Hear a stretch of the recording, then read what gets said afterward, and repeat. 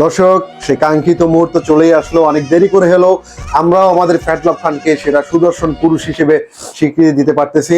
তো আমি মঞ্চে ডেকে নিছি আপনাদের সবার প্রিয় কাঙ্ক্ষিত এবছরের 2025-এর সেরা সুদর্শন পুরুষ ফ্যাটলক খান। প্লিজ ওয়েলকাম আমাদের ফ্যাটলক খান, আপনি মঞ্চে আসেন।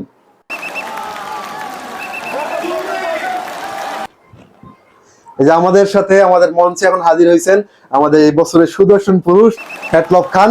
তো আমি আসলে তার হাতে পুরস্কারটা দিই, তারপরে তার অনুভূতি শুনবো। পুরস্কারটা প্লিজ। তো এই হচ্ছে ফ্যাটলক খান, আপনার জন্য সেরা সুদর্শন পুরুষ হিসেবে আমাদের পুরস্কার।